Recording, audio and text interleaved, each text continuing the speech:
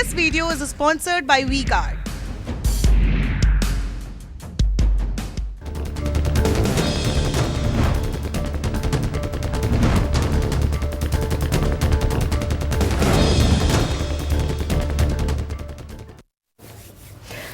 प्रणाम, मैं गरिमा सिंह। सवाल यह है कि राज्यों का असल बॉस कौन है? चुनी हुई राज्य सरकारें हैं या फिर राज्यपाल हैं? अब ऐसे में इन दोनों के बीच का भेद समझना बड़ा जरूरी है।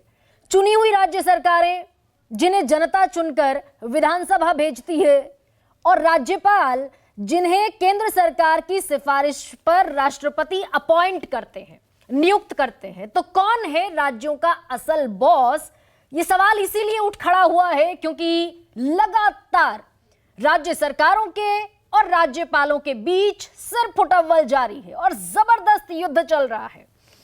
बहुत सारी राज्य सरकारें राज्यपालों की इसी मनमानी के खिलाफ सुप्रीम कोर्ट का दरवाजा खटखटा चुकी हैं।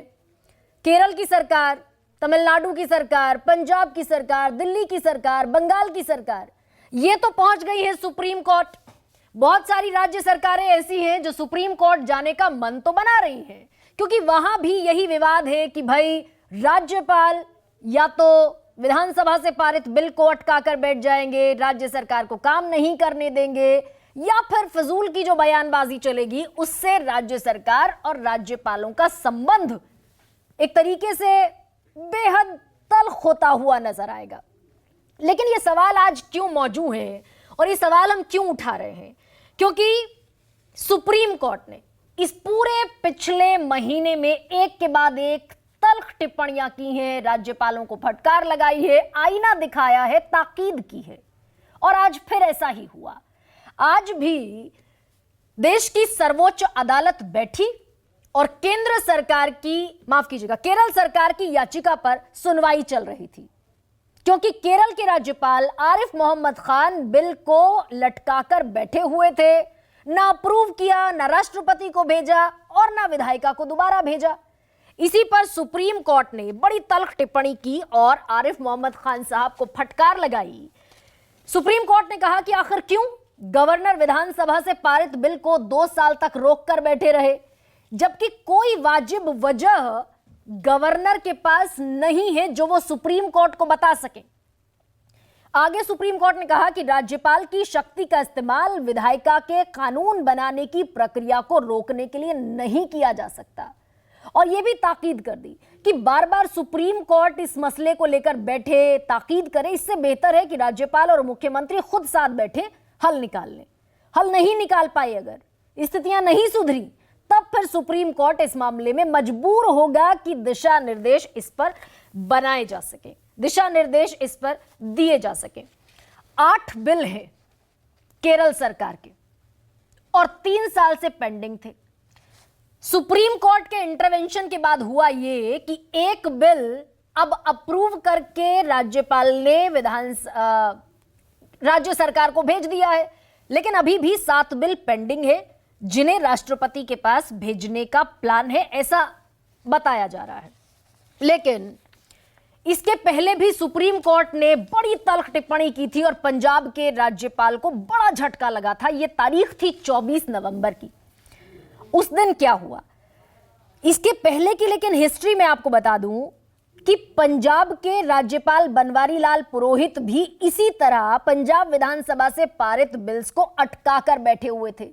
यह सत्र बुलाया गया था जून के महीने में इसी साल, लेकिन बिल को अटकाने का उन्होंने जो कारण बताया था वो ये कि जो सरकार ने विधानसभा का सत्र बुलाया वो असंवैधानिक था, अवैध था, और इसीलिए उस असेंबली में जो बिल पारित हुए वो भी अवैध हो गए।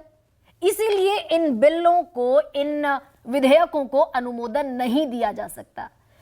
उस समय सुप्रीम कोर्ट ने बड़ी तल्ख टिप्पणी की थी और यह कहा था कि क्या राज्यपाल को इस बात का जरा भी अंदेशा है कि वो आग से खेल रहे हैं? You are playing with fire, यह सुप्रीम कोर्ट की टिप्पणी थी। और अगर राज्यपाल इसी तरह बिल को गैर कानूनी ठहराते रहे तो फिर संसदीय लोकतंत्र नहीं बचेगा।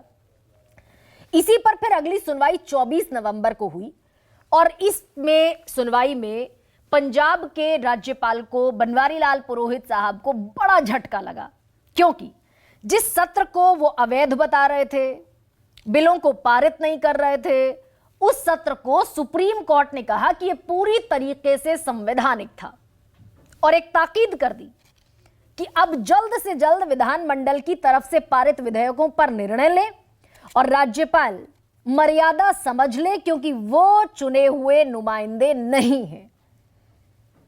इसके इतर भी अगर जाएंगे तो बहुत सारे विवाद भगवंत मान और बनवारी लाल पुरोहित के बीच नजर आएंगे। भगवंत मान साहब कहते हैं कि राज्यपाल वेल्ला है, कहीं से जाकर चुनाव लड़ लें, अगर इतनी राजनीति की उनको दिक्कत है, तकलीफ है। और इधर बनवारी लाल पुरोहित तो बहुत आगे बढ़ते हुए 356 यानी कि राज्य में राष्ट्रपति शासन तक लगाने की धमकी दे चुके हैं कि भाई चिट्ठी का जवाब देते नहीं वो मेरी भगवंत मान, तो ऐसे में राष्ट्रपति शासन की सिफारिश करने वाला हूं, ये धमकी तक बनवारी लाल पुरोहित दे चुके हैं। लेकिन इसके अलावा भी तमिलनाडु का भी मसला है और तमिलनाडु के मसले पर भी सुप्रीम कोर्ट ने सुनवाई की। ये मसला ये है कि भाई 10 बिल, हालांकि 12 बिल थे टोटल, जिनमें से 10 बिल राज्यपाल RN रवि ने अभी कुछ दिन पहले राज्य सरकार को वापस लौटा दिए थे और ये मुद्दत पुराने बिल थे। इसी के विरोध में तमिलनाडु की सरकार ने एक दिन का विशेष सत्र बुलाया, स्पेशल सेशन बुलाया, क्योंकि संविधान ये कहता है कि अगर विधानसभा से पारित कोई भी बिल राज्यपाल वापस भेज देते हैं या फिर उसको अटकाते हैं, तो अगर विधानसभा से वही बिल, वही विधेयक दोबारा पारित होता है तो फिर यह बाध्यता होती है संवैधानिक राज्यपाल के लिए कि अब उस बिल को लौटाया नहीं जा सकता, अनुमोदित करना पड़ेगा, अप्रूव करना पड़ेगा उस विधेयक को। तो वो स्पेशल सेशन बुलाया डीएमके सरकार ने, एमके स्टालिन ने। उस पर भी सुप्रीम कोर्ट ने बड़ी तीखी टिप्पणी की कि भाई 3 साल तक क्या कर रहे थे, क्योंकि ये जो 10 बिल थे इनमें से 8 बिल डीएमके सरकार में पारित हुए थे और 2 बिल तो पुरानी सरकार के थे, AIADMK सरकार के। तो ये सुप्रीम कोर्ट ने पूछा कि भाई 3 साल तक आप बिलों को लटका कर क्यों बैठे रहे? इस तरह राज्य सरकारों के कामकाज में तो आप अड़ंगा नहीं अड़ा सकते, क्योंकि आप चुने हुए नुमाइंदे नहीं हैं। अब यहां पर केंद्र सरकार की भूमिका आती है। सुप्रीम कोर्ट ने 10 नवंबर को राज्य सरकार की याचिका पर, तमिलनाडु की ही याचिका पर केंद्र से जवाब मांगा और यह पूछा कि भाई इस मुद्दे को सुलझाने में अटॉर्नी जनरल या सॉलिसिटर जनरल क्या कर सकते हैं। हालांकि अभी तक सुप्रीम कोर्ट को अटॉर्नी जनरल या सॉलिसिटर जनरल की तरफ से कोई जवाब दाखिल नहीं हुआ है, लेकिन ये रस्साकशी इतनी ज्यादा कई राज्यों में बढ़ी हुई नजर आती है कि पश्चिम बंगाल के राज्यपाल को, केसरीनाथ त्रिपाठी को, तृणमूल के कार्यकर्ताओं की पत्थरबाजी का भी शिकार होना पड़ता है। बनवारी लाल पुरोहित और भगवंत मान के बीच की जो कला है वो भी जाहिर है।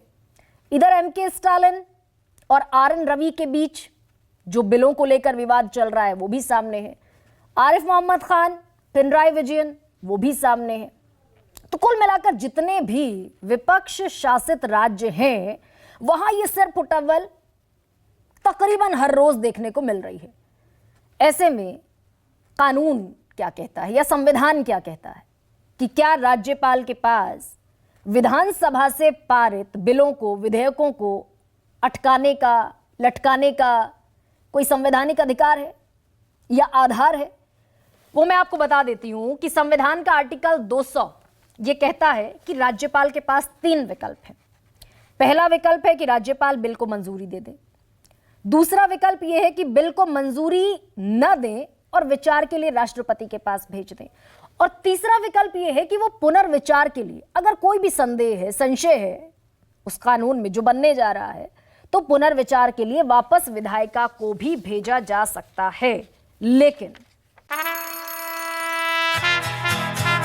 ला ला ला ला ला ला ला ला ला। राहुल तन के साथ मन को जगाओ वी गार्ड वाटर हीटर्स के संग। वी गार्ड इतिहास बड़ा पुराना है राज्यपालों के अधिकार क्षेत्र का और राज्य सरकारों की शिकायतों का, और 1959 से चला आ रहा है। सरकारें बर्खास्त होने का खेल, राज्यपाल जो कि सिलेक्टेड नुमाइंदे हैं और सरकार जो कि इलेक्टेड एक बॉडी है, उसके बीच ये खेल आज का नहीं है, बल्कि कहा जाए कि आजादी के बाद से ये खेल चल रहा है। सुप्रीम कोर्ट बार बार तल्ख टिप्पणियां करता रहा है, इस दफा भी हो रही है। न कांग्रेस सरकार में और न बीजेपी की सरकार में ये सारी स्थितियां सुधरती हुई नजर आती हैं। ऐसे में इसी पर चर्चा करेंगे कि केंद्र और राज्यों का ये बिगड़ता बिखरता संबंध संवैधानिक परंपराओं के लिए कितना खतरनाक, जिसकी तरफ इशारा देश का सुप्रीम कोर्ट, सर्वोच्च अदालत लगातार कर रही है। मैं आपके सामने रखती हूं आज का सबसे बड़ा सवाल।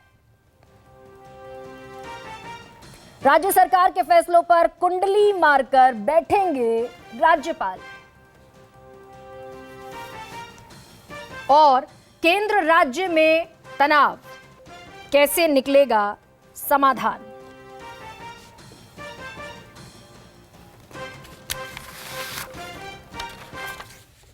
This video is sponsored by WeGuard.